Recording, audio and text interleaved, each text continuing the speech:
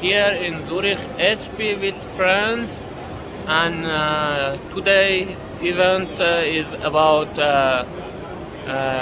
CO2 and this stuff that my friend explaining that, and we are explaining people's what the MX operation system is, and some extra stuff. And as you see the top there, Nachhaltigkeit IT, that I don't know what is that mean of English, but my friends he explaining that.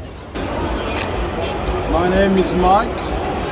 I am here with the Revamp-it team. The idea is to, as I said before, to make our electronic devices last longer instead of tossing them away, because there is so much energy wasted and so much resources wasted in all our modern electronic devices which can't be repaired. And we want to make them last longer instead of tossing them away.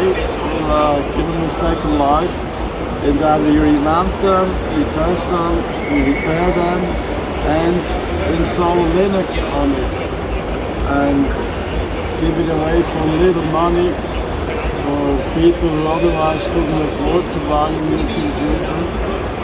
And that's about it. We are hoping to spread the idea, spread the word, and